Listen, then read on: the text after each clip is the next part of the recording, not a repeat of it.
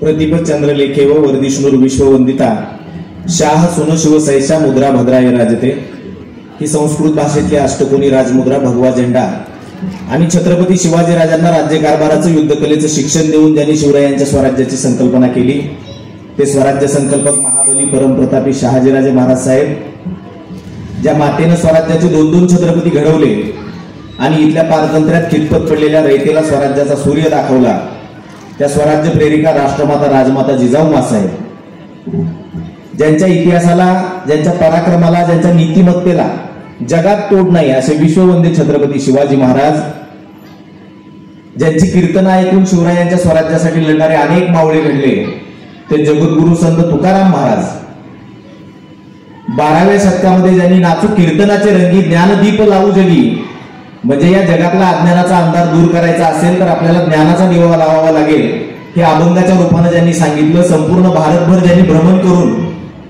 वारकरी संप्रदायाची पताका संपूर्ण भारतभर फडकवली ते संत शिरोमणी संत नामदेव महाराज, आणि ज्यांचा आज बलिदान दिवस आहे, ज्यांनी वयाच्या 14व्या वर्षी बुधभूषण नावाचा संस्कृत भाषेतला ग्रंथ लिहिला आणि 7 शतक नायिका भेद व नखशिक हे उर्वरित 3 हिंदी ब्रज भाषेतले ग्रंथ लिहिले, ज्यांनी शिवरायांनी स्थापन केलेल्या स्वराज्याचा एका हातात तलवार आणि दुसऱ्या हातात लेखणी घेऊन सतत 9 वर्ष रक्षण आणि संवर्धन केलं ते स्वराज्य रक्षक छत्रपती संभाजी महाराज। या सर्व महामानवांना सर्वप्रथम विनम्र अभिवादन करतो। संभाजी महाराज स्मृती विचार मंच कुमटे आयोजित या छत्रपती संभाजी महाराज बलिदान दिनानिमित्तच्या व्याख्यानमालेचं 17वं पुष्प गुंफण्यासाठी मी तुमच्या समोर उभा आहे। प्रास्ताविकेमध्ये आणि माझा परिचय करून देताना दोन्ही वाघांनी ज्या पद्धतीने डरकाळी फोडली आणि या इथल्या व्याख्यानमालेचा जो सगळा इतिहास आणि वारसा आपल्या समोर मांडला त्याबद्दल मी आता काही जास्त बोलत नाही। आज मी आपल्या समोर जो विषय मांडणार आहे तो म्हणजे मराठ्यांचा स्वातंत्र्य संग्राम। या कार्यक्रमासाठी आमच्यासोबत सातारवरून आवर्जून उपस्थित असणारे नगरपालिका शिक्षण मंडळाचे केंद्र समन्वयक आणि आमचे जीवलग मित्र निलेश कोरे सर, त्यांचे कुटुंबीय, आमचे कुटुंबीय, विशेषतः माझी आई या ठिकाणी आवर्जून माझ्या या कार्यक्रमासाठी उपस्थित आहे। ज्या मातेमुळे आम्ही घडलो तिलाही अभिवादन करतो आणि मी माझ्या व्याख्यानाला सुरुवात करतो। कार्यक्रम पत्रिकेमध्ये मराठ्यांचा स्वातंत्र्य संग्राम हा शब्द ऐकला, वाचला की अनेक लोकांच्या भुवया उंचावतात। म्हणजे मराठ्यांचा स्वातंत्र्य संग्राम म्हणजे काय? या वाक्यामध्ये मराठा हा शब्द म्हणजे नेमका कसा आहे? मराठा म्हणजे केवळ जातीनं मराठा का? तर मराठा हा शब्द आपल्याला शिवकाळामध्ये अनेक वेळा वाचायला त्या कागदपत्रांमध्ये मिळतो। म्हणजे मराठा म्हणजे कोण? तर जो जो शिवाजी राजांच्या भगव्या झेंड्याखाली लढला, ज्यानं ज्यानं स्वराज्यासाठी आपलं रक्त सांडलं ते सगळे मराठा। गुलामगिरी हा ग्रंथ महात्मा फुलेंनी लिहिलेला आहे। कुमटे हे खूप पुरोगामी गाव आहे, त्यांच्याबद्दल कुमट्याबद्दल संपूर्ण जिल्ह्यात चर्चा असते। कारण सातारा जिल्ह्यामध्ये पुरोगामी चळवळ जर कुठे जिवंत असेल तर कोरेगाव तालुक्यातल्या कुमटे या गावात आहे असं मी अभिमानानं महाराष्ट्रभर सांगतो। कारण हे विचारवंतांचं आणि विचाराचं गाव आहे। याला वेगळा वारसा असा आहे की प्रति सरकारच्या माध्यमातून क्रांतिसिंह नाना पाटलांनी जी चळवळ या ठिकाणी उभी केलेली होती आणि जसा आताचा सांगली जिल्ह्यामध्ये त्यावेळेसचा दक्षिण सातारा, तिथं कुंडल हे प्रति सरकारच्या राजधानीचं केंद्र होतं। आताच्या सांगलीमधलं जे कुंडल नावाचं गाव प्रति सरकारची राजधानी होती, तसं हे कुमट गाव त्या काळातल्या क्रांतिकारकांची राजधानी म्हणून त्यांनी मोलाचं योगदान त्या स्वातंत्र्य चळवळीत सुद्धा दिलेलं आहे। हे सुद्धा या ठिकाणी मला आवर्जून सांगावंसं वाटतं। एका गावात किती स्वातंत्र्य सैनिक असावे? तात्यांचा माझा बोलता बोलता खूप वेळा विषय होतो की अनेकांना स्वातंत्र्य सैनिकाची पेन्शन मिळते, त्यांची नावं यादीमध्ये आहेत, पण जे कधीच पोलिसांना सापडले नाहीत त्यांना स्वातंत्र्य सैनिकाची पेन्शन मिळत नाही, कारण त्यांचं पोलीस रेकॉर्डच नाही।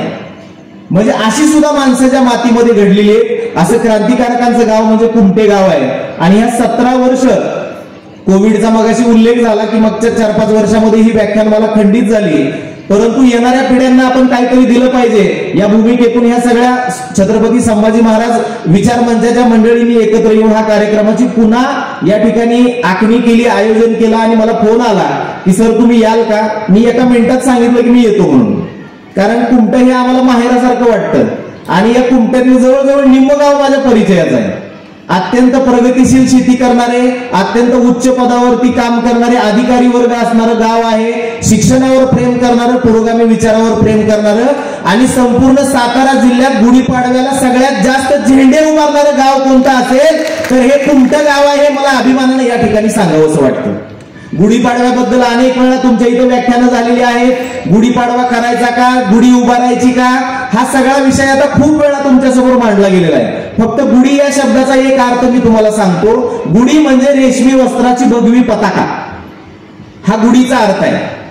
मग साडी चोळी न उभारता भगवी पताका उभारणारं गाव, पुरोगामी विचारांचं गाव म्हणून कुमटे गावाचा उल्लेख येतो. आणि छत्रपती संभाजी महाराजांच्या बलिदान दिनानिमित्त त्यांच्या विचारांचा जागर करत असताना, महापुरुषांच्या विचारांचा जागर करत असताना या ठिकाणी मला काही गोष्टी आवर्जून आपल्याला सांगाव्याशा वाटतात. बऱ्याच गोष्टींचा तात्यांनी प्रास्ताविकामध्ये उल्लेख केला, ते माझ्या भाषणामध्ये ओघानं येईलच. परंतु बांधवांनो आणि भगिनीनो, 400 वर्ष, आता 19 फेब्रुवारीला शिवाजी महाराजांच्या जन्माला 395 वर्ष पूर्ण झाली. तुम्ही आता आपल्या प्रत्येकानं आपापल्या कुटुंबातली तुमची मागची पिढी तपासायचा प्रयत्न करा. आजोबा पंजोबाच्या पलीकडे आपल्याला नावं सुद्धा माहित नाही. आपल्या कुटुंबातलं, आपल्या वंशावळीचं कनेक्शन कट झालेलं आपल्याला लक्षात येतंय.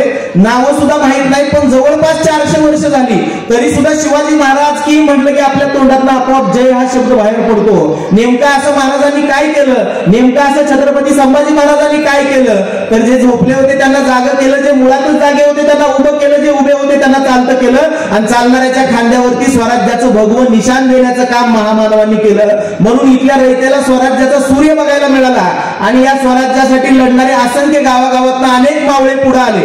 12 मावळ भागातून शिवाजी महाराजांनी स्वराज्य स्थापनेची सुरुवात केली. स्वराज्य संकल्पक शहाजीराजे राजमाता जिजाऊंनी वयाच्या 12व्या वर्षापर्यंत त्यांची उत्तम प्रकारे जडणघडण केली. आणि पुण्याला ज्यावेळेस शिवाजी महाराज आले, बालशिवबा पुण्यात आले, तिथं लाल महालाची उभारणी झाली आणि 12 मावळ भागातल्या मावळ्यांना संघटित करून या स्वराज्याचं या ठिकाणी महाराजांनी तोरण बांधलं. तोरणा जिंकला, कोंढाणा जिंकला, पुरंदरवर कब्जा मिळवला आणि बघता बघता आदिलशाही दरबारामध्ये एकच हालकल्लोळ वाजला. काय करून राहिलाय शिवाजीराजा, हा शहाजीराजांचा पोरगा, कोण जाणार बंदोबस्तासाठी.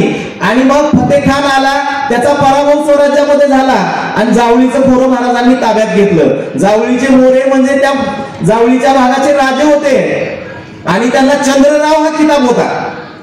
म्हणजे जसं मराठ्यांच्या राजाला छत्रपती म्हटलं जातं तसं जावळीच्या राजाला आदिलशहानं दिलेला किताब होता चंद्रराव. आणि हा शेवटचा जो चंद्रराव होता, दौलतराव मोरे, हा निपुत्रिक मरण पावला. त्याला मुलंच नव्हतं. त्यामुळे त्याच्या आजूबाजूची जी भावकीतली लोक होती त्याचं राज्य बळकावायला बसलेली होती. आणि त्याच्या पत्नीनं शिवाजी महाराजांच्या मदतीनं एका शिवथरच्या घराण्यातलं एक पोरग कृष्णाजी मोरे म्हणून त्याला दत्तक घेतलं.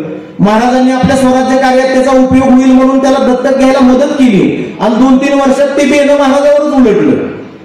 रंगोत्रिमल वाकडे नावाचा एक देश कुलकर्णी शिवापूर भागातला महाराजांच्यातला शिंदळकी करून त्या मोऱ्यांच्या राज्यात पळून गेला होता. ही गोष्ट कधीची आहे? 1646-47 ची गोष्ट आहे. 1646 ला महाराजांनी रांजणगावच्या पाटलाचे हातपाय तोडले होते आणि त्याला वाटलं की अशी शिक्षा करणाऱ्याला महाराज चौरंगा करून त्याचे हातपाय तोडून त्याला कायमचा अपंग करतात. म्हणून तो घाबरून तिकडे मोऱ्याच्या राज्यात पळून गेला. महाराजांनी त्या मोऱ्याला पत्र पाठवलं, आमच्या राज्यातला गुन्हेगार तुमच्याकडे पळून आलेला आहे, त्याला आमच्या स्वाधीन करा. त्या मोऱ्यानं उलट उत्तर पाठवलं, पाठवणार नाही. महाराजांनी पत्र पाठवलं, परिणाम गंभीर होतील. तो मोरे म्हणाला, उदित यायचे ते आजच यावे, दारू गोळा तयार आहे. आपल्याला माहित आहे ते सगळं, बकरींमधनं वगैरे उल्लेख आलेले, समकालीन साधनात उल्लेख आहेत. आणि मग मात्र महाराजांनी 1656 ला जावळीवरती स्वारी केली. महिनाभर लढाई चालली आणि त्या जावळी आणि परिसरावर महाराजांनी कब्जा मिळवला. त्या जावळीच्या कोऱ्यात भोरप्या नावाचा डोंगर आहे, जिथं महाराजांनी प्रतापगड नावाचा किल्ला बांधला. त्या प्रतापगडाची 2-3 नावं सापडतात, भोरप्या, ढोरप्या, रान, आडवा, गोंड. आणि महाराजांनी दिलेलं नाव आहे प्रतापगड. पुढे महाराज कोकणात गेले, रायरीचा किल्ला जिंकला. महाराजांनी रायरीच्या किल्ल्यावरती कब्जा मिळवल्यानंतर त्याचं पुढे बांधकाम केलं, त्याला रायगड नाव दिलं. त्या रायगडाची पण जुनी 3 नावं, दुसरी ही 2. आपल्याला 2च माहित आहेत, रायरी आणि रायगड. रायगडाचं सगळ्यात पहिलं नाव आहे तनस, दुसरं रासिओटा, तिसरं नंदादीप, चौथं रायरी आणि महाराजांनी दिलेलं रायगड. तो सगळा भाग ताब्यात आला. पुन्हा आदिलशाही दरबारामध्ये प्रचंड गोंधळ माजला. अरे शिवाजीराजाला थांबवलं पाहिजे, कुणीतरी गेलं पाहिजे. तेवढ्यात तिथं आदिलशहाचा मृत्यू झाला होता आणि त्याचा सगळा कारभार त्याची बडी बेगम ती बडी बेगम कारभार पाहत होती आणि त्यानं त्या बडी बेगमनं अफजल खानाला पाठवलं. आता अफजल खानाचा प्रसंग सांगण्यासाठी मी आज वेळ घालवणार नाही. आपल्या पोरांना माहित आहे अफजल खान आला, महाराजांनी त्याचा कोतळा कसा काढला. या सगळ्या कालावधीत महाराजांच्या वैयक्तिक आयुष्यामध्ये काय घडामोडी घडत होत्या ही गोष्ट मला तुम्हाला सांगायची. 10 नोव्हेंबर 1659 ला महाराजांनी प्रतापगडाच्या पायथ्याला जनीच्या टेंबावरती तो शामियाना जो उभारला होता त्या शामियान्यामध्ये महाराजांनी अफजल खानाचा कोतळा काढला. त्याच्या 2 महिने 5 दिवस अगोदर महाराजांच्या थोरल्या महाराणी सईबाई राणी साहेबांचं निधन झालंय. महाराजांच्या प्राणप्रिय महाराणी, बालपणापासून ज्यांनी महाराजांचा हा सगळा चढ उतार बघितलेला आहे आयुष्यातला, आपल्या प्राणप्रिय महाराणीचं 2 महिने 5 दिवसापूर्वी म्हणजे 5 सप्टेंबर 1659 ला निधन झाले. महाराजांना वैयक्तिक दुःख करायला वेळ आहे का? त्याचे कुठलेही पडसाद आपल्याला शिवाजीराजांच्या अफजल खानाच्या मोहिमेबद्दल उमटलेले दिसत नाहीत वैयक्तिक दुःखाचे. महाराजांनी अफजल खान संपवला. अफजल खानाचं धड इथून खालचं धड प्रतापगडाच्या पायथ्याला काढलं आणि त्याचं मस्तक जिजाऊंना दाखवण्यासाठी राजगडावर पाठवलेलं आहे. आता कबरी उकडून टाका हा नवीन ट्रेंड निघालाय महाराष्ट्रात. अख्खं महाराष्ट्र सरकारचं अधिवेशन अफजल खानाची कबर काढावी का ठेवावी ह्याच्यावर झाले. शेतकऱ्याचे प्रश्न नाही, शिक्षण नाही, आरोग्य नाही, रोजगारावर कुठली चर्चा नाही. महाराजांनी अफजल खानाचं इथून खालचं धड प्रतापगडाच्या पायथ्याला काढलं, मस्तक जिजाऊंना दाखवायला पाठवले. जिजाऊंनी अफजल खानाचं मस्तक राजगडाच्या बाले किल्ल्याच्या महादरवाजात दफन केलंय आणि तिथं दिवाबत्तीची सोय केली होती. खान मेला, खान क्रूर होता, निर्दयी होता, स्वराज्याचा शत्रूच होता. महाराजांनी अफजल खान फाडला कारण तो मुसलमान होता म्हणून नाही मारला. तो स्वराज्यावर चालून आला होता, स्वराज्याचा शत्रू होता.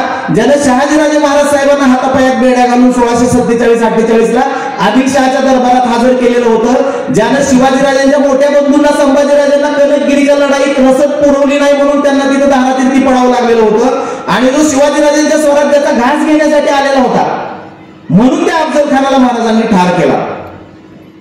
म्हणजे हा धार्मिक लढा नव्हता, याच्याबद्दल खूप वेळा सांगून झालेला आहे. पण इतकं मोठं संकट येऊन सुद्धा महाराज डगमगले नाही. का? तर जीवाभावाचे साथीदार त्यांच्यासोबत होते. मावळ्यांनी त्यांना साथ दिली. मराठा शब्दाची व्याख्या मी तुम्हाला सांगितली. औरंगजेबाच्या कागदपत्रामध्ये सुद्धा महाराजांच्या सैन्याचे उल्लेख मराठा म्हणूनच येतात. मराठोने ऐसा किया, मराठोने वैसा किया, मराठे आ गए, मराठोने किला जीता. म्हणजे मराठे म्हणजे कोण? केवळ जातीला असणारे मराठे? अजिबात नाही. मराठा, माळी, सुतार, लोहार, कुंभार, धनगर, गुरव, मुलानी, आगरी या सगळ्या जमातीचे लोक म्हणजे मराठा. जे जे शिवाजीराजांच्यासाठी लढत होते ते सगळे मराठा. आणि या सगळ्या स्वराज्याची उभारणी होत असताना ह्या सगळ्या जाती धर्माच्या लोकांचं योगदान लाभलेलं आहे. शिवचरित्रावर खूप वेळा ऐकलेला असेल तुम्ही. शिवचरित्राची मांडणी आपल्या पुढे अनेक वेळा झालेली असेल, त्यामुळे त्यातल्या सगळ्या प्रसंगावर मी आता वेळ घालवत नाही. परंतु शिवाजी महाराजांच्या चरित्रातले काही महत्वाचे जे मुद्दे जे पुढे मराठ्यांचा स्वातंत्र्य संग्राम जो घडला त्याच्यामध्ये आपल्याला बघायला मिळतात.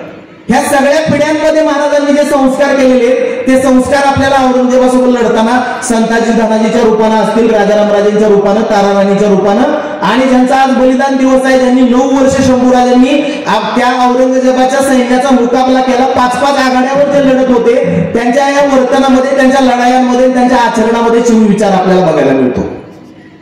6 जून 1674 ला महाराजांचा राज्याभिषेक झाला आणि तो राज्याभिषेक होऊ नये म्हणून औरंगजेबानं त्याचा दूध भाऊ बहादूर खान कोकलताश याला उत्तरेतनं 70,000ची फौज देऊन पाठवलेलं होतं. आणि तो बहादूर खान कोकलताश आला आणि त्याने शिवाजीराजांचा राज्याभिषेक होऊ नये यासाठी प्रयत्नांची शिकस्त केली. म्हणजे कोणालाच जमलं नाही की ते बहादूर खानाला कसं जमल. 6 जून 1674 ला रायगडावर महाराजांचा राज्याभिषेक झाला आणि तो राज्याभिषेक झाल्यानंतर औरंगजेबाने त्या बहादूर खानाला पत्र पाठवलं, तुला शिवाजीराजांचा राज्याभिषेक रोखण्यासाठी पाठवलं होतं, का रोखला नाहीस? तो बहादूर खान उलट पत्र पाठवून औरंगजेबाला म्हणतो, हुजूर मी शिवाजीराजांचा राज्याभिषेक रोखण्यासाठी प्रयत्नाची शिकस्त केली, पण कदाचित खुदाची जी इच्छा असावी शिवाजीराजा छत्रपती व्हावा. मी त्यांचा राज्याभिषेक रोखू शकलो नाही, पण इथं पेडगावच्या छावणीत बहादूरगडावर मी 200 अरबी घोडे 1 करोड नगद खजाना जमा करून ठेवलाय. तेवढा पावसाळा संपला की देतो तुमच्याकडे पाठवून. औरंगजेब म्हणला पाठव 1 करोड म्हणजे काय बारकी रक्कम नव्हती त्या काळातली. इथल्याच लोकांच्याकडून वसूल केलेला पैसा होता. आता ही बातमी जशी औरंगजेबाला समजली तशी महाराजांच्या गुप्तहेर खात्याला म्हणजे बहिर्जी नाईकांना समजली. बहिर्जी रायगडावर आले, त्यांनी महाराजांना सांगितलं बहादूरगडाच्या त्या पेडगावच्या छावणीमध्ये 1 करोड नगद खजाना, 200 अरबी घोडे. महाराजांनी हंबीररावांना बोलवून घेतलं. यांचं खूप मोठं योगदान आहे हंबीरराव मोहितेंचं. पुढे मी सांगणार आहे मराठ्यांचा स्वातंत्र्य संग्राम तुम्हाला. त्या हंबीरराव मोहितेंना महाराजांनी बोलावून घेतलं आणि महाराज हंबीररावांना म्हणाले, बहादूरगडावर पेडगावच्या छावणीत 1 करोड नगद खजाना, 200 अरबी घोडे. हंबीरराव म्हणाले आणतो.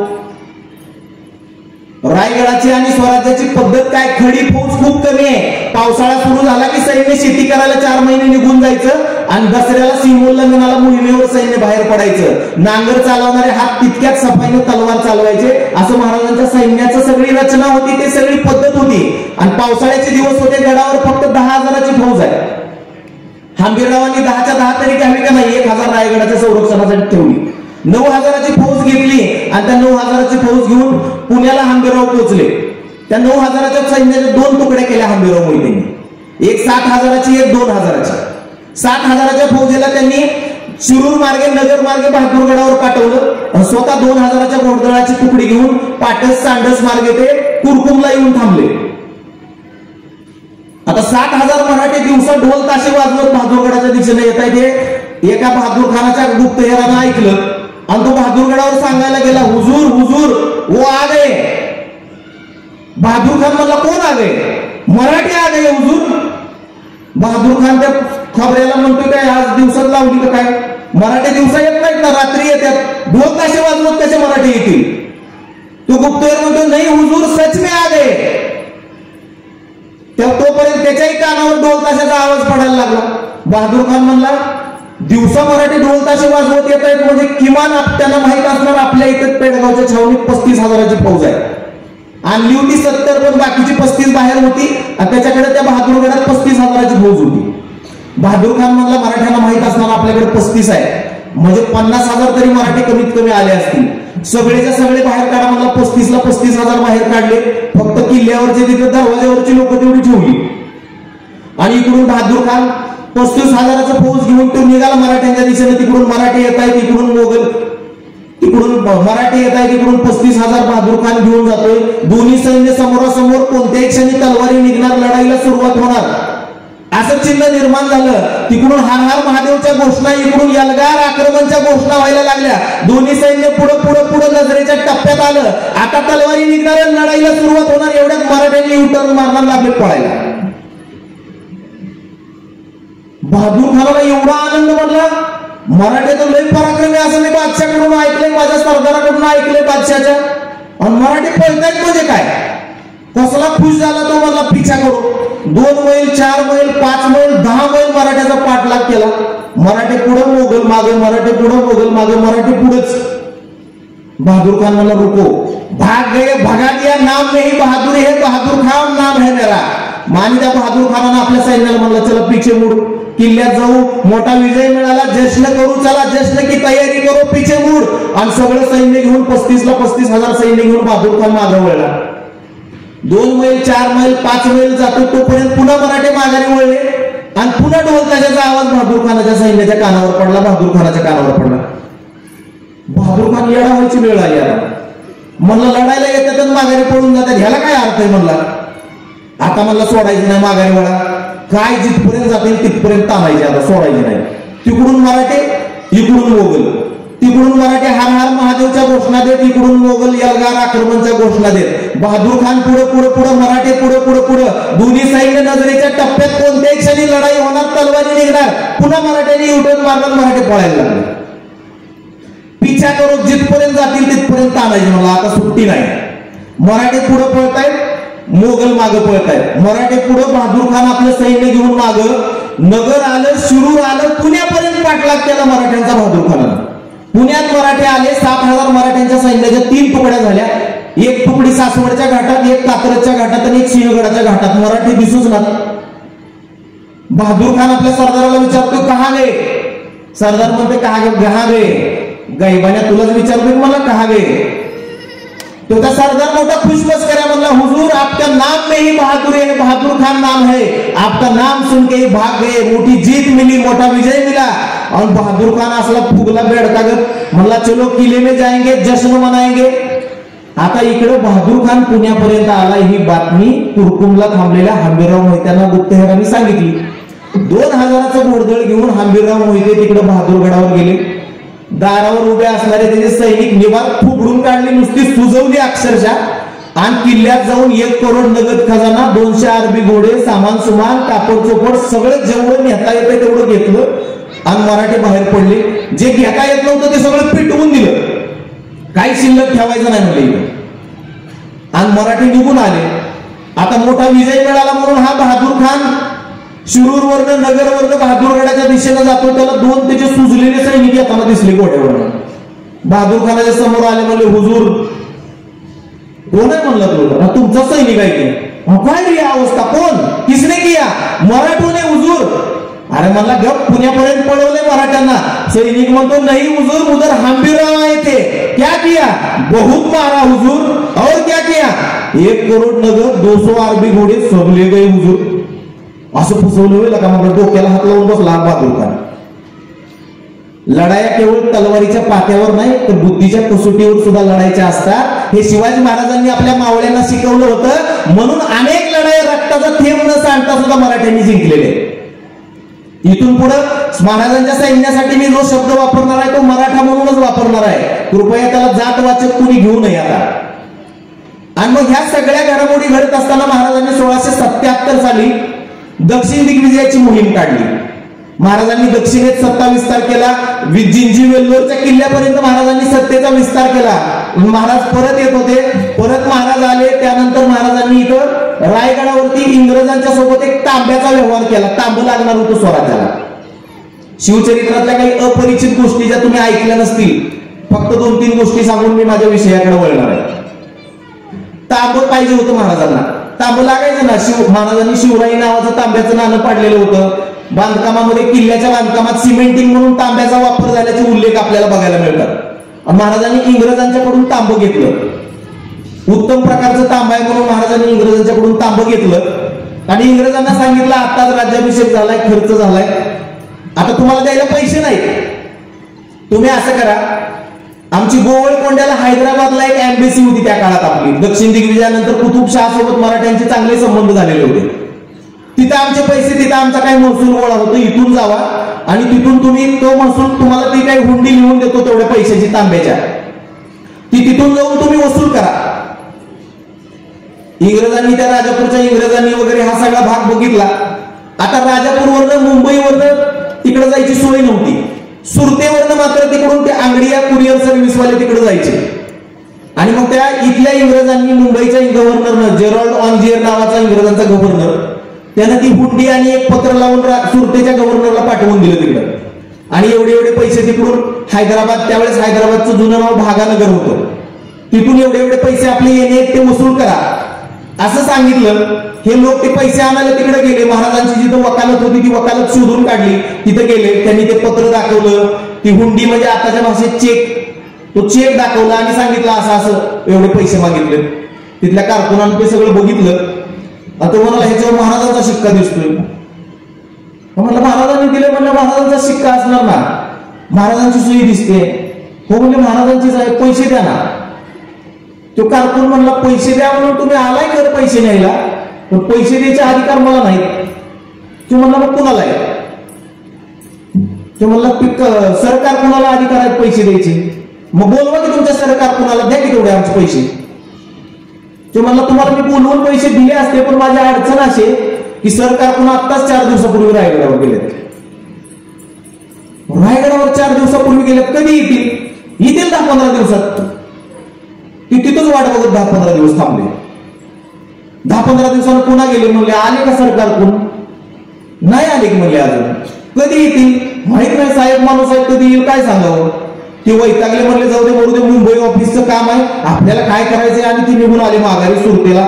सुरतेच्या गव्हर्नरनं ते बघितलं, म्हणले शिवाजीराजा म्हणजे नक्की सहजासहजी व्यवहार होणारच नाही, आणि मग त्यानं ते तसंच पत्र, त्याचं स्वतःचं एक पत्र लावून काय काय घडलं ते सगळं सांगितलं आणि ते तिकडे मुंबई ऑफिसला पाठवून दिलं सगळं। त्यानं त्या जेरॉल्ड ऑनजियरनं बघितलं आणि म्हणला शिवाजीराजा आपले सहजासहजी पैसे काही देत नाही असं दिसतंय बाबा। त्यानं आपला एक इंग्रज अधिकारी आणि नारायण शेणवी नावाचा दुभाषी, त्या दोघांना रायगडावर पाठवलं। ते 10 दिवसाचा प्रवास करून मुंबईवरनं, भाऊच्या धक्क्यावरनं बोटीतनं तिथं आले, पुन्हा तिथून चालत पाचाडला आले।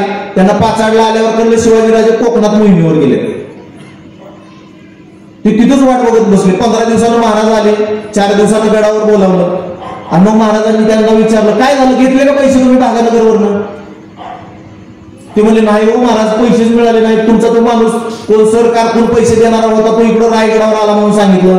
महाराज म्हणले, हो बरोबर आहे, आताच 8 दिवसापूर्वी सर कारकून भागानगरला गेले. आता त्या नारायण शेरव्यानं इंग्रज अधिकाऱ्यांना पायच धरले. म्हणजे महाराज काही करावं, आता भागानगरला नका पाठवू, आमचे पैसे द्या तेवढे. अरे पैशाची अडचण आहे, तुम्हाला कळतं का सांगितलेलं? पैसे असते तर पहिल्याच ह्याच्यात दिले नसते का? बरं जाऊ द्या म्हणले, भागानगरला जात नाही ना, तेवढ्या पैशाची तुम्हाला सुपारी, तांदूळ आणि नारळ पाहिजे का? बोला, तुम्ही व्यापारीच आहात, पैशाच्या बदल्यात सुपारी, नारळ, तांदूळ घ्या, तुम्ही विकाना, काय फरक पडतो? आता पैशाच्या बदल्यात नारळ, सुपारी, तांदूळ घ्यायचे का ह्याचे अधिकार नारायण शेरव्याला त्या इंग्रज अधिकाऱ्याला नाही. ते म्हणला, आम्ही येतो विचारून. महाराज म्हणले, या.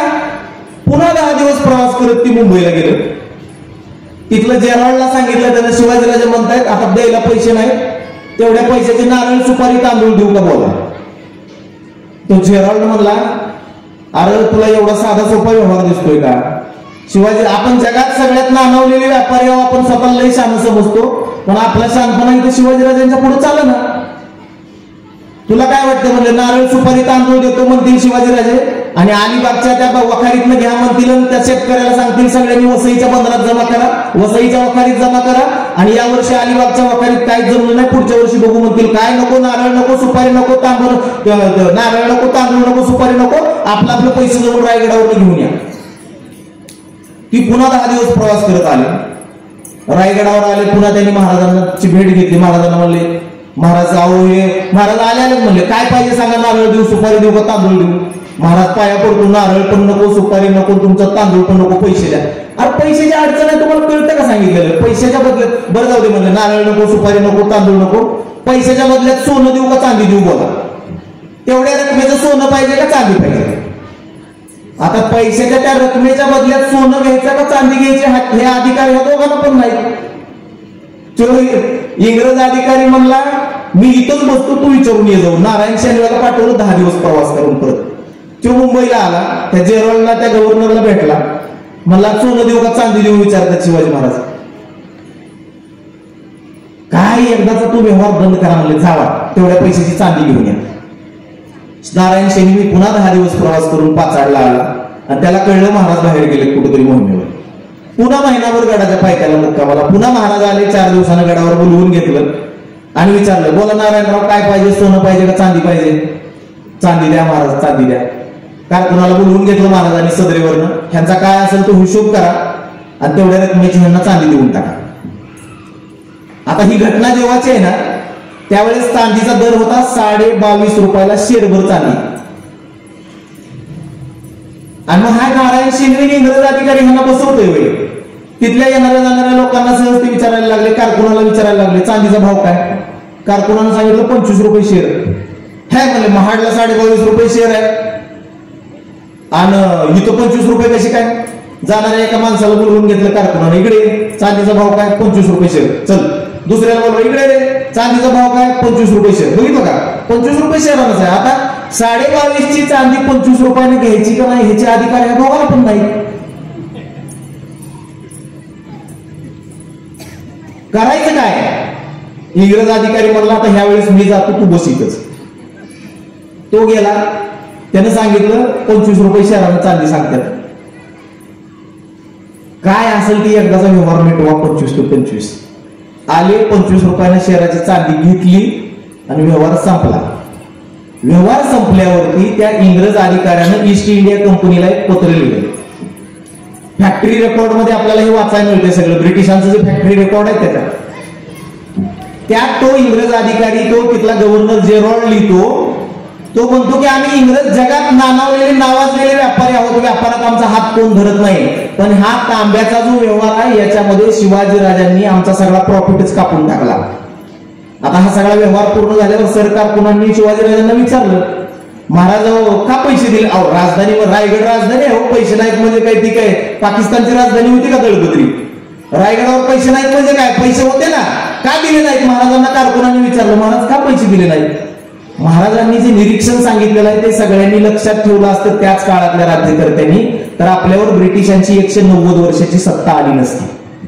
काय म्हणाले महाराज, हा इंग्रज म्हणजे केवळ व्यापार करायला आलेला नाही, ह्याला इथल्या भूमीचं फार प्रेम आहे आणि एकदा का हा जमिनीला चिकटला की जळवासारखा चिकटतो, तो निघतच नाही. म्हणून यांना जेवढा त्रास देता येईल तेवढा त्रास दिला पाहिजे, प्रसंगी या भारतातनं त्यांना उकडून फेकलं पाहिजे. हे महाराजांचे शब्द आहेत त्या काळातले. कोण म्हणतं मराठ्यांना व्यापार जमत नाही? शिवाजीराजांनी त्या काळामध्ये ब्रिटिशांच्या सोबत काय नीती वापरलेले आहेत याचा विचार त्या काळातल्या राज्यकर्त्यांनी केला असता तर भारताचा इतिहास वेगळा असता. आणि मग हा सगळा भाग घडत असताना 3 एप्रिल 1680 ला महाराजांचं रायगडावर निर्माण झालं. अत्यंत वाईट घटना, मराठ्यांच्या इतिहासातला अत्यंत काळा दिवस महाराज निवडले. रायगडावरती महाराजांचं निर्माण झालं. म्हणजे 1630 ते 1818 हा मराठीशाहीचा कालखंड मानला जातो.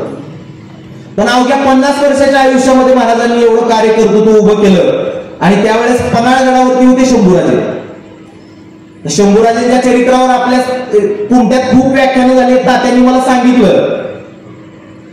पण शंभूराजे त्यावेळेस पन्हाळ्यावरती होते आणि महाराजांची त्यांची शेवटच्या वेळी भेट फक्त दक्षिण दिग्विजयावर येताना झालेली होती.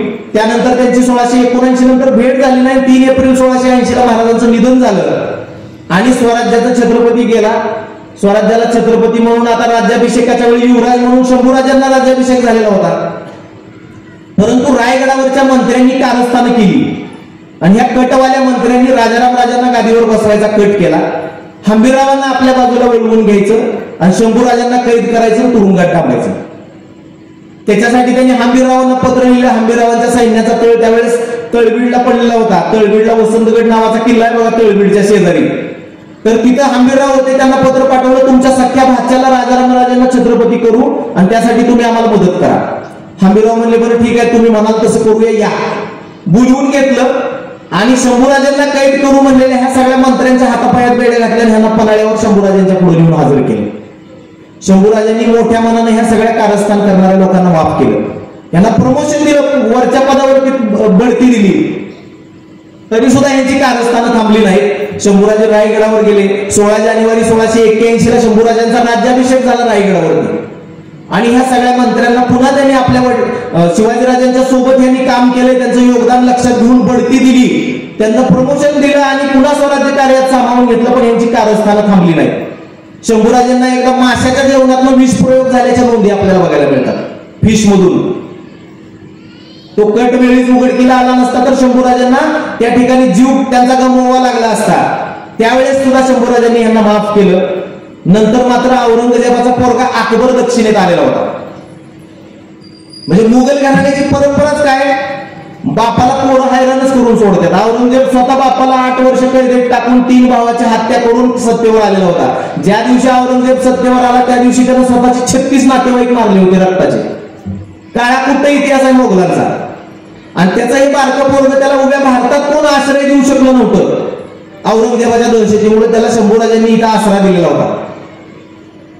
आणि 1681च्या शेवटाला औरंगजेब बादशाहनं दक्षिणेची मोहीम काढली. ग्रँड डफ नावाचा एक इंग्रज इतिहासकार आहे. त्या ग्रँड डफनं लिहिले किती सैन्य आणलं होतं इंग्रजांनी इथं, सॉरी औरंगजेबानं. औरंगजेबाची फौज किती होती हे सांगताना तो ग्रँड डफ लिहितो, महाराष्ट्रातल्या प्रत्येक झाडाला एक मोगल बांधला तर झाडं कमी पडतील पण मोगल शिल्लक राहतील, एवढी औरंगजेबाची सेना. 4-4, 5-5 कोस त्याच्या सैन्याची छावणीमध्ये शहर चालतं फिरतं शहर. 3 लाखाचं घोडदळ आहे, 4-5 लाखाचं पायदळ आहे आणि प्रचंड त्या सगळ्या बाजार मुंगे व्यापारी वगैरे जेवण बनवणारे 25,000 प्राचारीच होते नुसते. एवढ्या सगळ्या लवाजम्यासह औरंगजेब आला. त्याच्या अगोदर महाराजांनी बरानपूर वगैरे संभाजीराजांनी आणि हंबीरराव मोहितेंनी, तुम्ही आता छावा पिक्चर बघितला असेल सगळ्यांनी. छावा पिक्चरची मोठी चर्चा आहे सगळीकडे. आणि आपल्या लोकांची इथंच अडचण होते की आपण आपल्या पोरांना येणाऱ्या पिढ्यांना मालिकेतून आणि चित्रपटातून इतिहास दाखवतो आणि त्यांना वाटतं तोच खरा इतिहास आहे. बराचसा त्यांनी चांगला बनवण्याचा प्रयत्न केला पण शिर्क्यांची बदनामी केली. सोयराबाई बैठकीत बसून पान खातायत. मराठा स्त्रिया मध्ययुगीन काळात बैठकीत परक्या माणसापुढे बसून पानाचा विडा खात असतील का ह्याचा विचार लोकांनी केला पाहिजे. म्हणजे अनेक आक्षेपार्ह गोष्टी त्याच्यामध्ये. पण शंभूराजांच्या आयुष्यातला शेवट जो दाखवलाय त्यांनी, जो आतापर्यंत कुणी हायलाइट केला नव्हता. किती शंभूराजांना वेदना झाल्या असतील. रामशेजच्या किल्ल्याला औरंगजेबानं दक्षिणेत आल्या आल्या वेढा घालायला आपलं सैन्य पाठवलं. रामसेजच्या किल्ल्याला वेढा घालायला शहाबुद्दीन खान नावाचा त्याचा एक सरदार गेला. रामसेजचा किल्ला नाशिकला आहे, ज्या ठिकाणी लंकेवर येताना श्रीराम थांबले होते तिथे काही काळ त्यांनी मुक्काम केला होता, म्हणून रामाची शेज म्हणजे त्या ठिकाणी त्यांनी विश्रांती घेतलेली होती, म्हणून रामसेज. तो किल्ला जिंकण्यासाठी औरंगजेबानं शहाबुद्दीन खान नावाचा आपला सरदार पाठवला. आता शहाबुद्दीन खान रामसेज छोटा किल्ला आहे, पोरे सरांनी बघितला, आपल्यापैकी अनेकांनी बघितला असेल. एवढा काही बुलंद आणि बेलाग असा किल्ला नाही, छोटेखानी किल्ला आहे रामसेज. आणि त्या किल्ल्याला वेढा घातला मोगल सैन्यानं. तो शहाबुद्दीन खान किल्ल्याला वेढा घालून बसला. त्याला वाटलं महिनाभरात किल्ला जिंकू आणि औरंगजेबाची शाबासकी मिळवू, प्रमोशन मिळवू. महिना झाले, 2 महिने झाले, वर्ष झाले, 2 वर्ष झाले. जाताना औरंगजेबाला म्हणाला होता 8 दिवसात किल्ला जिंकून येतो. 2 वर्षांना औरंगजेबाने पत्र पाठवलं, तुझ्या 8 दिवस नक्की किती वर्षाचे? 2 वर्ष झाले मला सांगतोय रामसेज जिंकून देतो म्हणून. आणि मग त्यानं थोड्या कालावधीनंतर त्याला बोलवून घेतला आणि फतेह खान नावाचा आपला दुसरा सरदार पाठवला. तो पण 2-3 वर्ष वेढा घालून बसला. रामसेजचा किल्ला ताब्यातच येईना, मोजकी मराठी गडावर आहे. आणि त्या भागातला एक मांत्रिक त्या दिवशी त्या फतेह खानाकडे आला, म्हणाला काय 4-5 वर्ष वेढा घालून बसला, मी देतो किल्ला जिंकून, चला.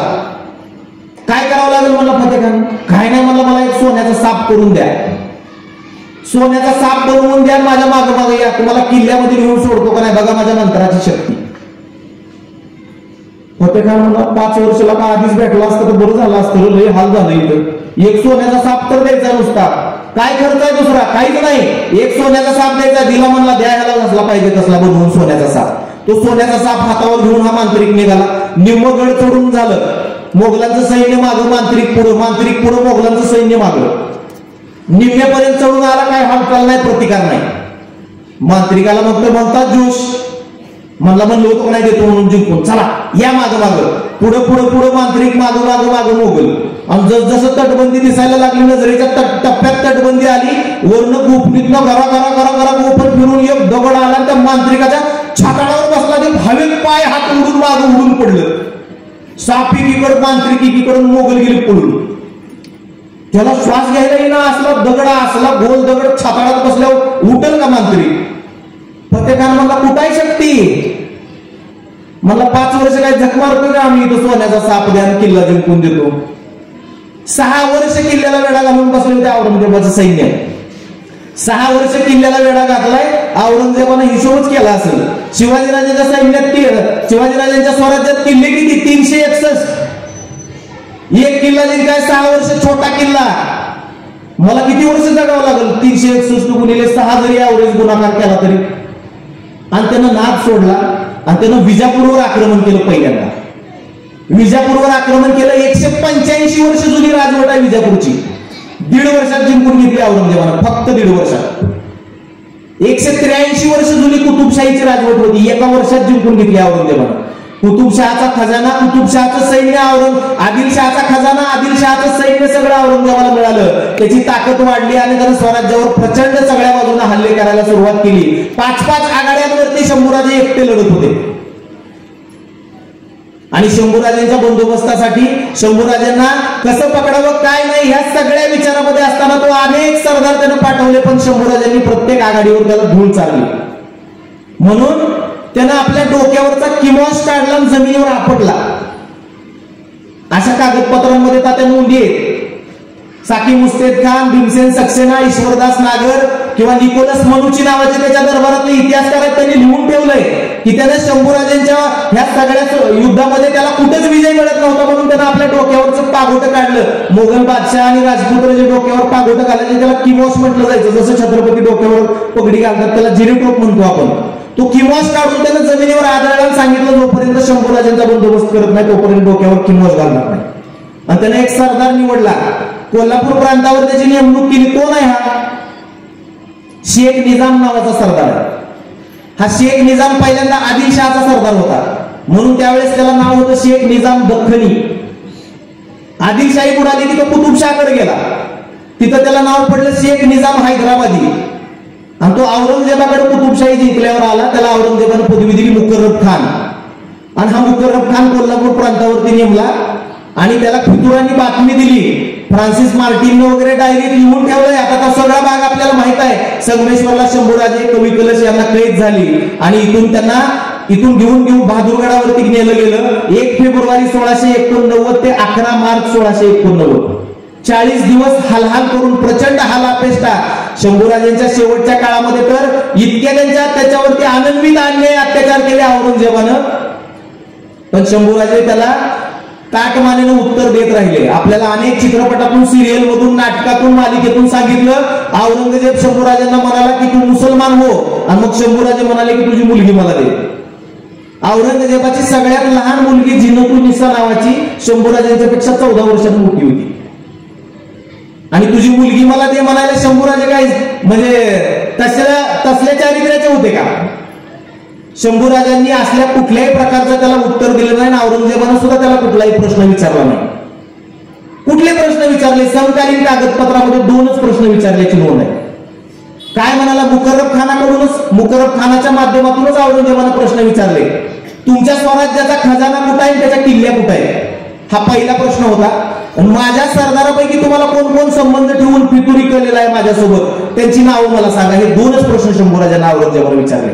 शंभूराजांनी या दोन्ही प्रश्नाची उत्तरं दिली नाहीत. इथल्या मावळ्यांच्या रक्तातनं, शिवाजीराजांच्या कष्टातनं, घामातनं उभं राहिलेला स्वराज्याचा खजाना जर औरंगजेबाच्या हातात पडला तर इथल्या रयतेच्या स्वराज्याचं काय होणार? सांगितलं नाही कुठं आहे खजाना, आणि ज्यांनी आपल्या स्वराज्यासाठी मदत केली त्या औरंगजेबाच्या सरदारांची नावं सुद्धा शंभूराजांनी सांगितली नाही.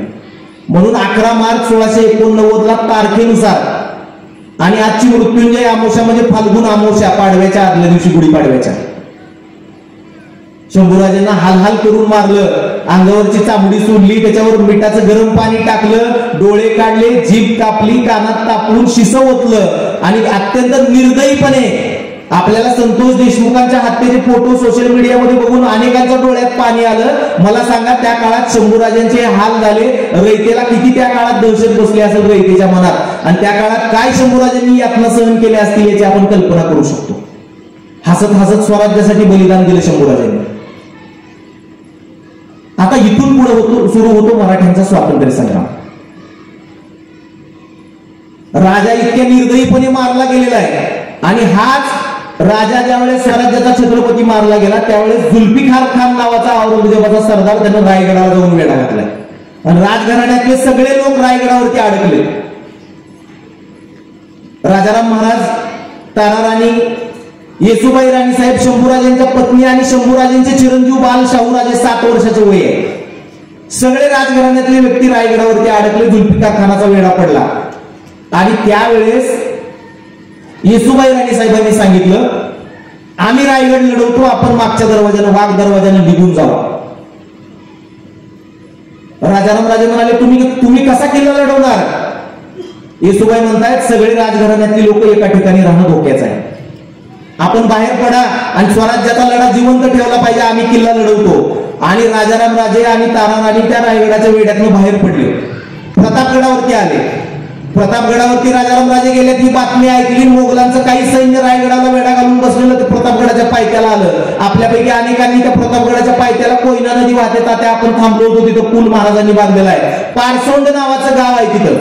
त्या पारसोंड नावाच्या गावामध्ये राजाराम राजेची मोगल सैन्याची लढाई झाली. राजाराम राजेंनी हत्तीवर बसून लढाई केल्याच्या नोंदी आपल्याला कागदपत्रात सापडतात. राजाराम राजे प्रतापगडावरनं पुन्हा पन्हाळ्यावर गेले, आणि पन्हाळ्यावरनं जिंजीच्या किल्ल्यावरती गेले, आणि स्वराज्याचा लढा जिंजीच्या किल्ल्यापर्यंत विस्तारला.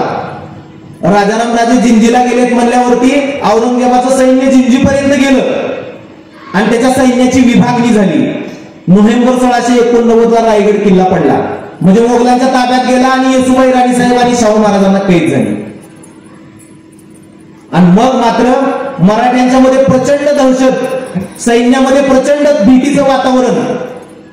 या पार्श्वभूमीवरती सप्टेंबर 1689 एक अत्यंत महत्वाची घटना घडली. औरंगजेबाच्या सैन्याचा तळ वडूतुळापूरच्या परिसरात जिथं संभाजीराजांची समाधी आहे तिथं पडलेला होता, आणि संताजी घोरपडे, धनाजी जाधव हे मराठा राज्याचे 2 महत्वाचे शिलेदार आहेत. ह्या दोघांनी विचार केला, संताजी घोरपडेंचे काय वाक्य आहेत हे आपण समकालीन कागदपत्रात वाचू शकतो. धनाजी जाधवांना संताजी घोरपडे म्हणतायत, मला 2000चे सैन्य द्यावी, थेट औरंगजेबाच्या छावणीत घुसून त्याचा निकाल लावतो. आणि तसंच ठरलं. शंभू महादेवाच्या शिंगणापूरच्या डोंगरावर हे 2 जण एकत्र बसले. त्यातली एक निम्मी फौज घेऊन फलटण बारामती परिसरात धनाजी जाधव गेले, आणि 2000च्या सैन्याची तुकडी घेऊन सप्टेंबर 1689 मध्ये संताजी घोरपडे त्या वडूतोळापूरच्या औरंगजेबाच्या सैन्याच्या छावणीत एका दिवशी रात्री अचानक हल्ला केला मध्यरात्री आणि सरळ औरंगजेबाच्या सैन्यात सरळ घुसले. सप्टेंबर 1689 साल आहे आणि येईल त्या सैन्याला कापत सुटले. थेट औरंगजेबाचा गुलालबारी नावाचा तंबू कुठं आहे तो शोधून काढला. बादशाच्या तंबूत घुसले आणि तिथल्या पहारेकऱ्यांना वगैरे कापून काढलं. त्याच दिवशी औरंगजेबाचा खात्मा संताजी घोरपडेंनी विठोजी चव्हाणांनी केला असता. पण औरंगजेब त्या दिवशी मुलीच्या तंबूत तिला भेटायसाठी गेलेला होता. त्यामुळे हे औरंगजेब वाचला नाही तर मराठ्यांनी त्याचा त्याच दिवशी 1689लाच निकाल लावला असता. आणि संताजी घोरपडे आणि त्यांचं सगळं सैन्य सही सलामत विठोजी चव्हाण त्या औरंगजेबाच्या सैन्याच्या छावणीतून परत आले.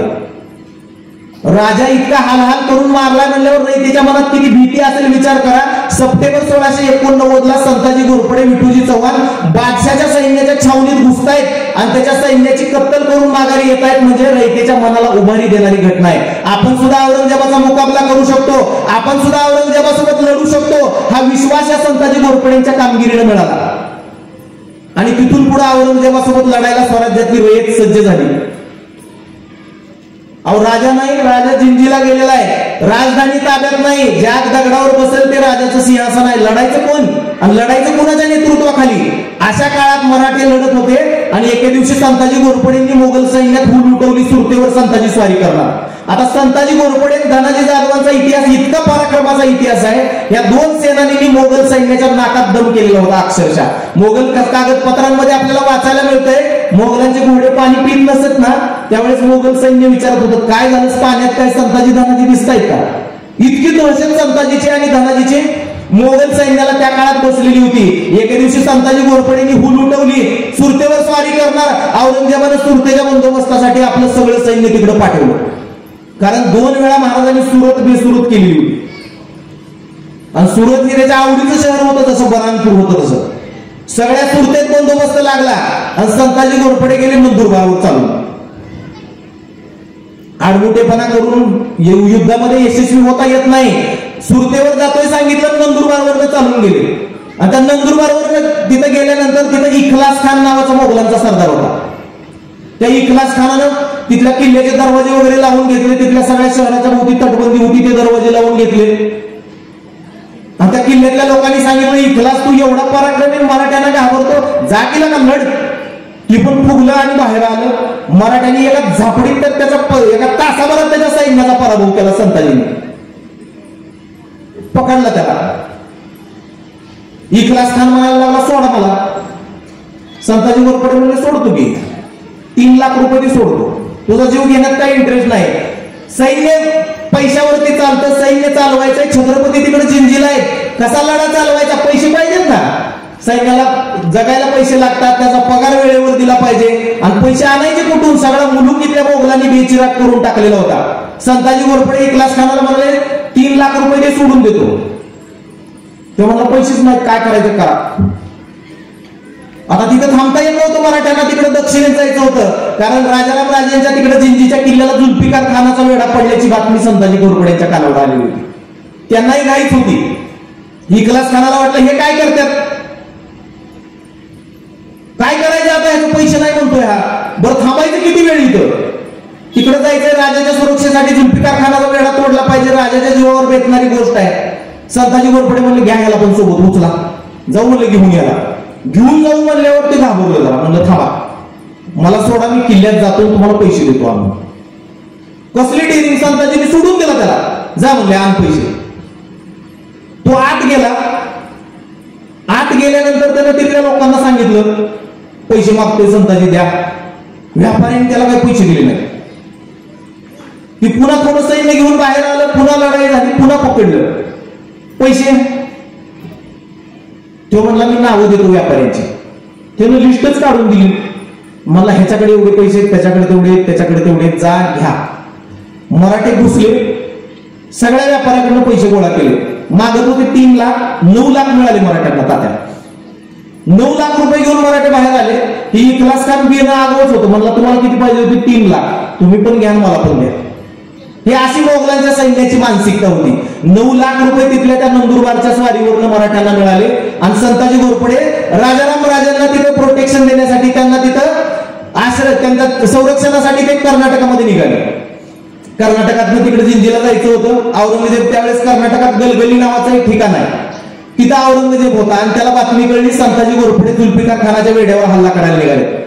त्यानं आपला एक नातेवाईक सरदार मोठा पराक्रमी रहुल्ला खान, त्याला मोठं सैन्य दिलं, त्याला पाठवलं. कर्नाटकात शिरा नावाचा एक किल्ला, त्या शिऱ्याचा किल्लेदार कासम खान, त्या कासम खानाला पत्र पाठवून सांगितलं की संताजी येतोय, त्याचा बंदोबस्तासाठी आडवं तुम्ही उभा राहा, त्याला तिकडे जिंजीला पोचू देऊ नका.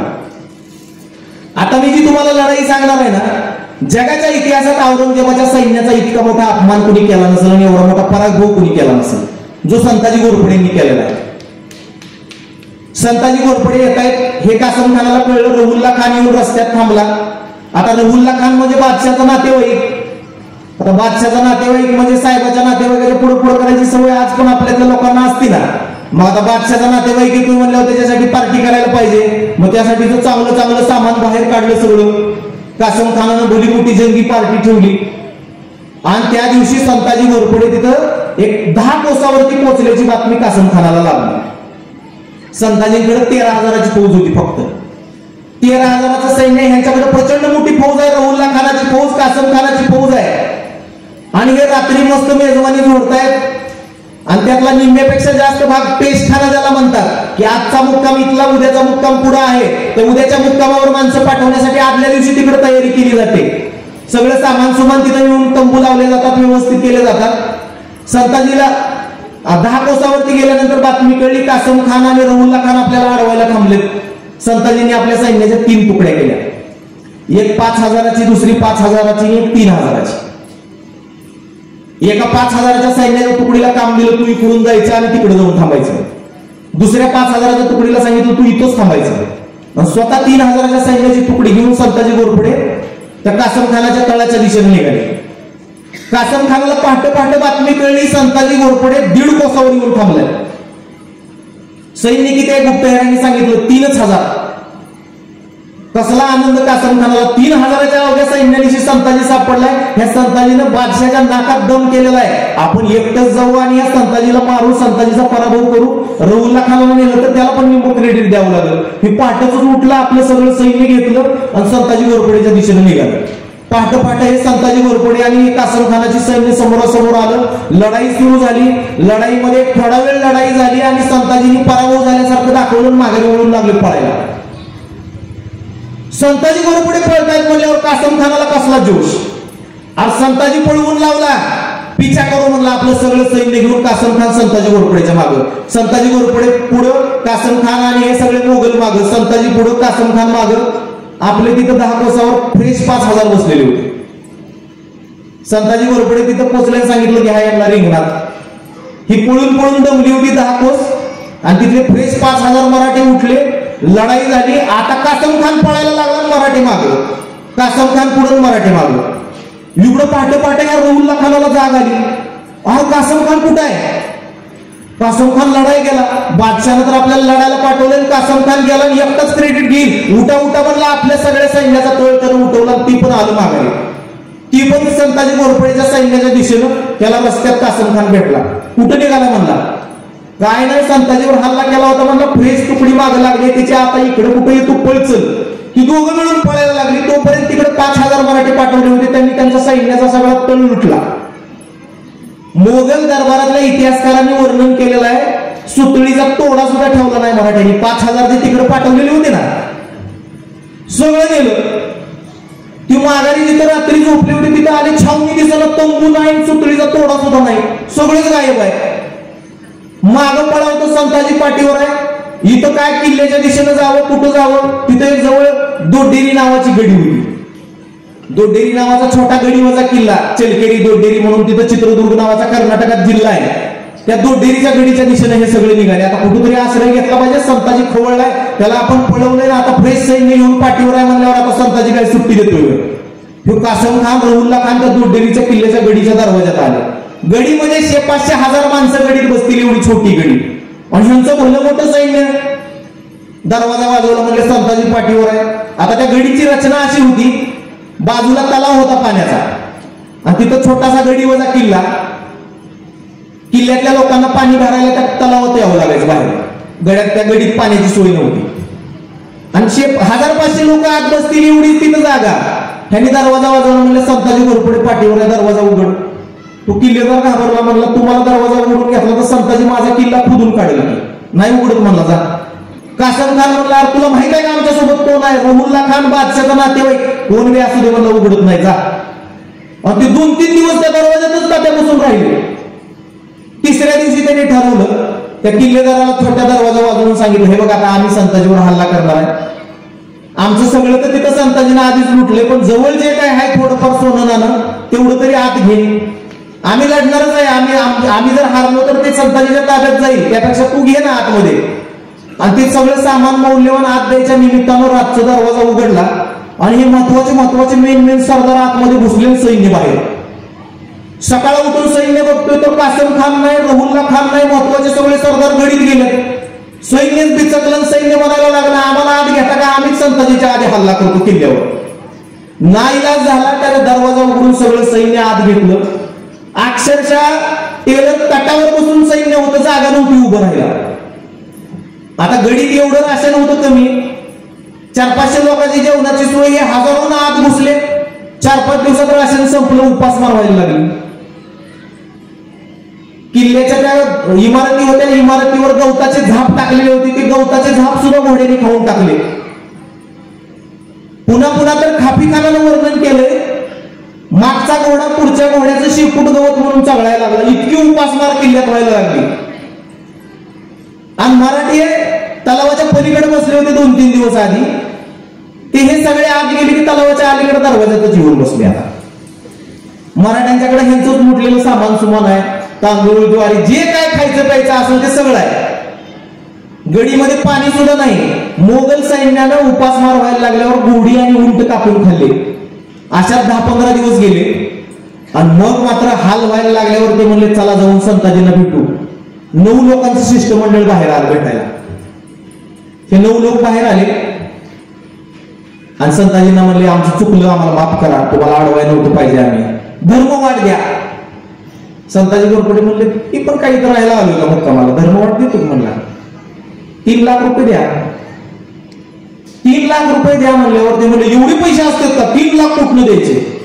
विचार करून सांगतो म्हणून ही निघाली माघारी. त्या 9 मधला एक दक्षिणेतलाच मुसलमान सरदार होता. ती मागं थांबलं, संताजीला म्हणला, 3 लाख कुठलं मागताय? ही एवढे पैसेवाले म्हणा, ह्यांच्याकडनं एकाकडनं 1-1 लाख तरी घ्या, 9 लाख तरी मागा. अशी पिना करणारी माणसं आज पण असतात बघा. त्यानं सांगितलं. ते 2-3 दिवस विचार करून बाहेर आले, म्हणले चला 3 लाख देतो. संताजी घोरपडे म्हणजे, आता 3 लाख नाही, आता 9 लाख द्या. एवढे पैसे असतात का? काय माणुसकी आहे का नाही? विचार करून सांगतो. पुन्हा किल्ल्यात गेली. आणि एका दिवशी त्या कासम खानाला होता आपूचं व्यसन. त्याला काय आपू मिळाली नाही त्या किल्ल्यात, का ओव्हरडोस संताजीच्या धास्तीने त्याला जास्त घेतला. ती गेलं मरून रात्रीत झोपेत. आणि रहुल्ला खान वगैरे ही सगळी मंडळी पुन्हा आले, चला 9 लाख रुपये देतो, सोडा आता, जाऊ द्या, लय हाल झाला आता, खायला काय मिळणार.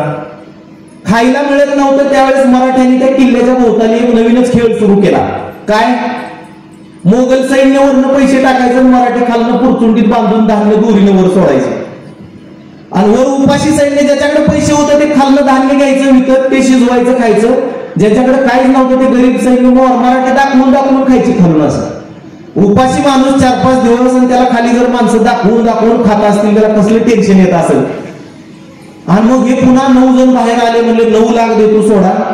संताजी घोरपडे म्हणले, आता 9 लाख नाही, आता चेकिंग होईल इथं दरवाजात. जे असेल ते ठेवायचं आणि जीव वाचवून निघून जायचं असेल तर सोडतो, बोला. गडीत गेले आणि दुसऱ्या दिवशी निरोप आला, तुमच्या जसं तुमचं असेल तसं जीव वाचवा आमचा.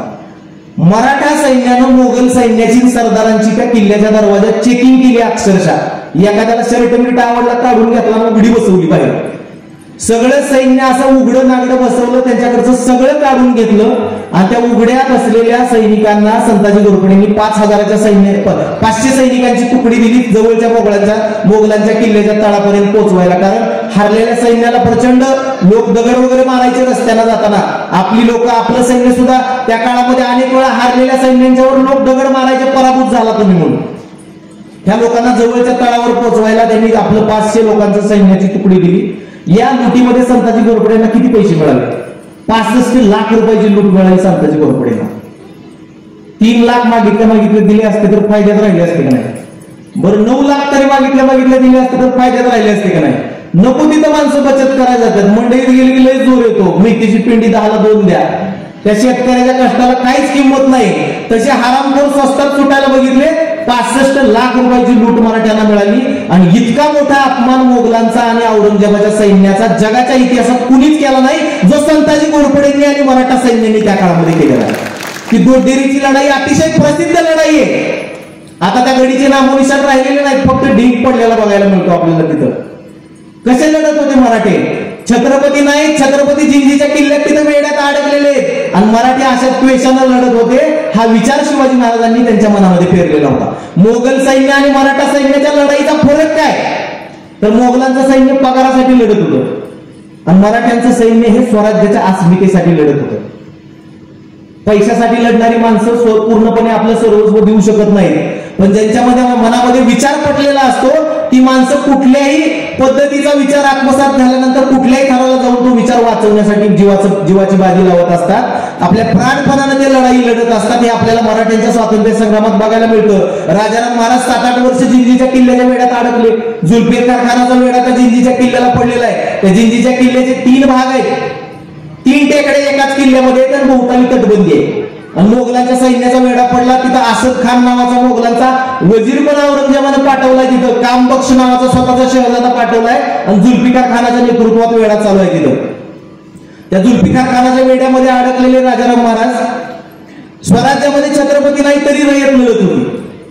आणि एके दिवशी आपल्याला स्वराज्यात जाणं गरजेचं आहे राजाराम राजांच्या लक्षात आल्यानंतर त्यांनी छुप्या रस्त्यानं त्या जिंजीच्या किल्ल्यातनं बाहेर पडून स्वराज्याची दिशा त्यांनी जायचं ठरवलं. संताजी घोरपडे, धनाजी जाधव या सगळ्या मंडळींनी प्रचंड त्या काळामध्ये सहकार्य केलेलं आहे. संताजी घोरपडे हे मराठ्यांच्या स्वातंत्र्य संग्रामातलं इतकं महत्वाचं नाव आहे ना, जे शिवाजीराजांच्या तालमीत तयार झालेलं आहे, हंबीरराव मोहित्यांच्या तालमीत तयार झालेलं. त्यांच्यावरती शिवाजीराजांचे संस्कार होते. वावगं खपतच नव्हतं काही संताजी घोरपडेंना. राजासोबत सुद्धा त्यांचे मतभेद झालेले. राजाराम राजांनी वतनदारी द्यायला सुरुवात केली. औरंगजेब इथल्या मराठा सरदारांना वतनाचा आमिष दाखवून आपल्या बाजूने वळवत होता आणि त्या वतनाच्या आमिषाने अनेक मराठा सरदार त्या काळामध्ये जात होते औरंगजेबाच्या दावणीला. राजाराम राजांनी वतनाची घोषणा केली. वतन कुठलं दिलं राजाराम राजांनी? शिवाजीराजांनी कधी वतन दिल्याची नोंद नाही. संभाजीराजांनी कुणाला वतनदारी दिली नाही.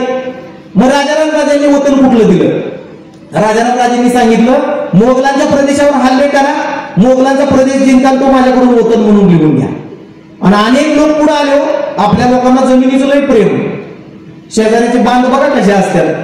महाराष्ट्रातल्या लोकांना जमिनीवरचं इतकं प्रेम आहे, समकालीन इतिहासकारांनी लिहून ठेवलेलं आहे. वतनाच्या आशेने इतके लोक राजाराम राजांच्या ह्या फरमानाला प्रतिसाद देऊन पुढे आले की अनेकांनी मोगलांच्या प्रदेशावर हल्ले करायला सुरुवात केली. तो प्रदेश राजाराम राजांनी त्यांना मोगलांच्या प्रदेशातला तो सगळा भाग वतन म्हणून लिहून दिलेला आहे. याला संताजी घोरपडेंचा विरोध होता. वतन द्यायचं नाही, वतन दिलं की वतनदार माजतात. त्यांचे काही मतभेद पण झाले नंतरच्या काळामध्ये.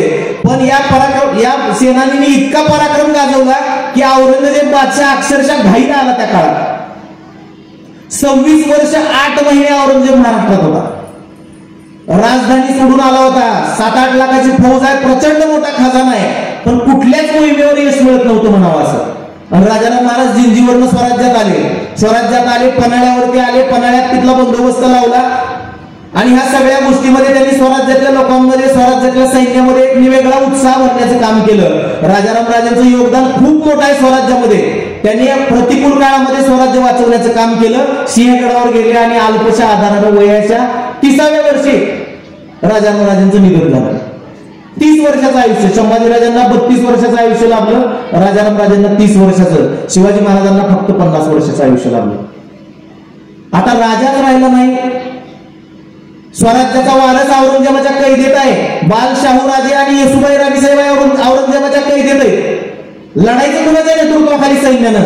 आणि त्यावेळेस मराठ्यांची महाराणी ताराराणी हातात तलवार घेऊन उभी राहिली. त्या काळात देवदत्त नावाचा कवी परमानंदाचा पोरगा त्यानं ताराराणीच्या पराक्रमाचं वर्णन त्या काळात कवितेत करून ठेवलेलं आहे. दिल्ली झाली दीनवाणी, दिल्लीशाचं गेलं पाणी, ताराबाई रामराणी भद्रकाली कोपली.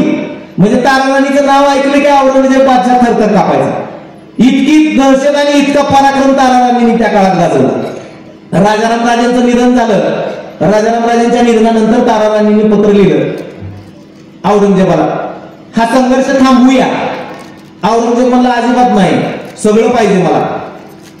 आणि तारा राणींनी जेव्हा नेतृत्व हातात घेतलं, औरंगजेब 1706 ची गोष्ट आहे. औरंगजेबानं पत्र पाठवलं तारा राणींना, आता थांबूया, तुमच्याकडे आहे ते तुम्हाला ठेवा, आमच्याकडे आहे ते आम्ही ठेवतो. तारा राणींनी पत्र पाठवलं, आमच्याकडे काय आहे ते आमचंच आहे आणि तुमच्याकडे तुम्ही जे जिंकलंय ना ते पण आमचंच आहे, काहीच सोडणार नाही, आता लढाई होणारच.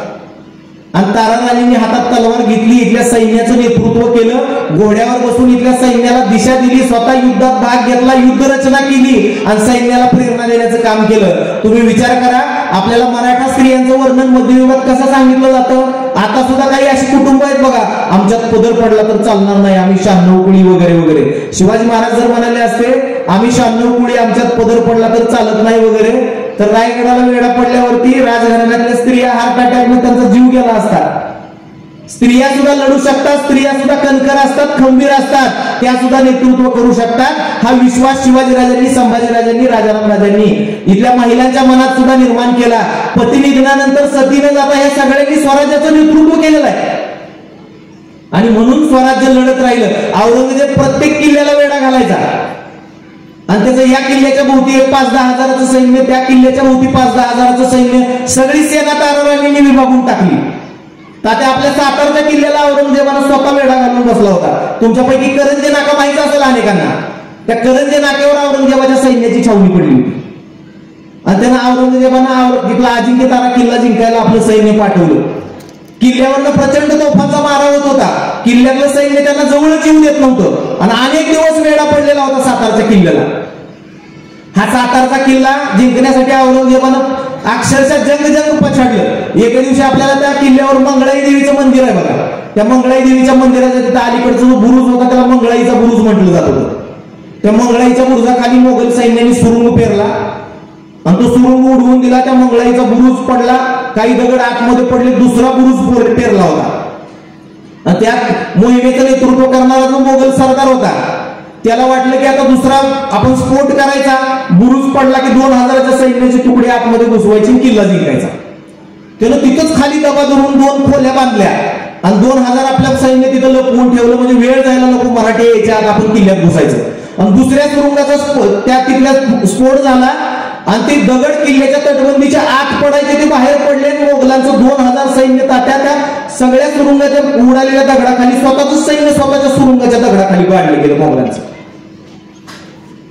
पुन्हा तर किल्ल्यावरती तोफा पोहोचत नव्हत्या, तोफांचे गोळे पोहोचत नव्हते, म्हणून औरंगजेबानं आपल्या सैन्याला कामाला लावलं. इथल्या आजूबाजूच्या जंगलातले मोठमोठी झाडं तोडायला लावली, त्या लाकडी दमदमा त्यानं उभं केला, त्या उंचीवरनं तोफांचा मारा करायचा म्हणून. तो लाकडाचा दमदमा उभा केला, तोफा वर चढवल्या आणि रात्री आता तोफेला दुसऱ्या दिवशी सकाळी तोफेला बत्ती द्यायची आणि गडावरती तोफांचा मारा करायचा. रात्री एका दिवशी किल्ल्यातनं मराठी खाली आले, त्या सुरुंगाच्या तिथं दारू पेरली, वातान पेटवली आणि तो लाकडी बुरुजच उडून लावला सगळा.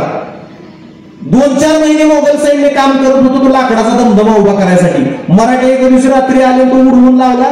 त्या स्फोटाचा आवाज इतका भयानक होता की औरंगजेब झोपेत दचकून उठला, इतकी भयान त्या स्फोटाची दाहकता होती.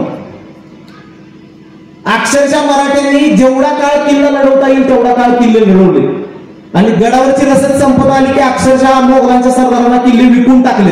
एकमेव किल्ला तोरणा नावाचा किल्ला औरंगजेबानं लढून जिंकलेला किल्ला आहे. बाकी सगळे किल्ले मराठ्यांनी काय करायचं, जोपर्यंत 6 महिने, वर्षभर, 2 वर्ष गडावर रसद आहे तोपर्यंत किल्ला लढवायचा. गडावरची रसद संपत आली की डील चालू करायची सरदारासोबत, किल्ला देतो, किती देतोस, फितूर झालोय असं दाखवायचं, स्वराज्याची गद्दारी करतोय असं दाखवायचं. 25,000पासून 2-2, 3-3 लाखापर्यंत किल्ले विकलेत अक्षरशः मराठ्यांनी आणि तो पैसा इकडे स्वराज्याच्या तिजोरीत आणून जमा केला. औरंगजेब किल्ला जिंकायचा, गडाची डागडुजी करायचा, गडावर किल्लेदार नेमायचा, गडावर रसद रिस्टोर करायचा आणि पुन्हा लगेच 2-3 महिने गेले की मराठे एका दिवशी रातचं किल्ल्यावर चढायचे, मोगल थोपडून काढायचे, पुन्हा किल्ला जिंकायचा, पुन्हा 2-4 वर्ष चालायचं. असा मराठ्यांनी स्वातंत्र्य संग्राम केला आणि औरंगजेबासोबत लढा दिलेला आहे. कित्येक किल्ले मराठ्यांनी, तर या सेतू माधवराव पगडी किंवा गोविंद सखाराम सरदेसाई नावाचे मराठ्यांचे इतिहासकार आहेत. तारा राणीच्या या नीतीला त्यांनी सेफ डिपॉझिट लॉकर सिस्टीम नाव दिले.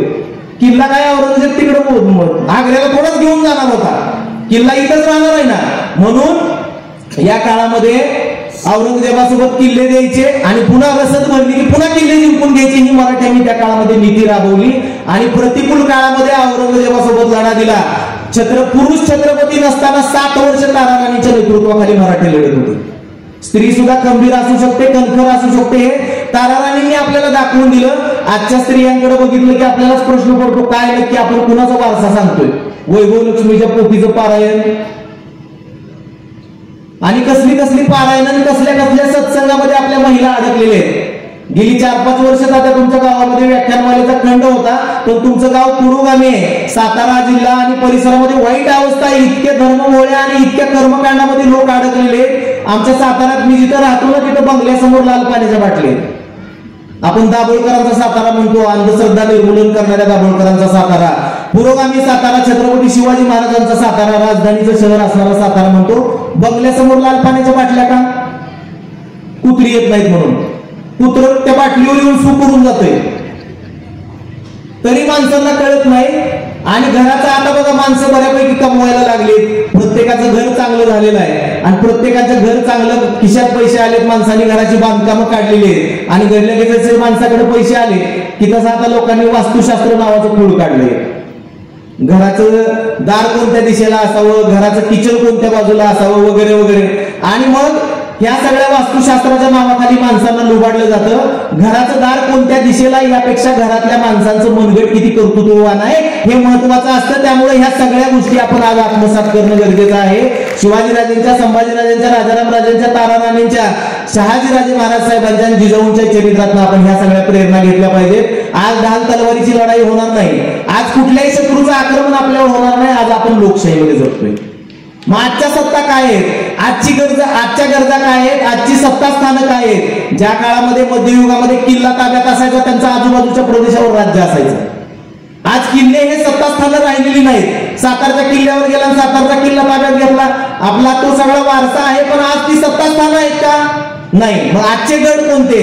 तर आजचे गड प्रशासन गड, न्यायपालिका गड, MPSC गड, UPSC गड, वेगवेगळ्या विद्यापीठामध्ये कुलगुरूची पदं असतात. त्यातली आपल्या त्या ठिकाणा पदावरती आपली माणसं, आपली मुलं किती गेली, हे आज खऱ्या अर्थानं सगळ्यात महत्वाची आणि काळाची गरज आहे. शहाजीराजांना 16 भाषा येत होत्या तात्या, संभाजीराजांना 8 भाषा येत होत्या, शिवाजीराजांना 6 भाषा येत होत्या. ज्यांना अनेक भाषा येतात ती माणसं मोठी होतात.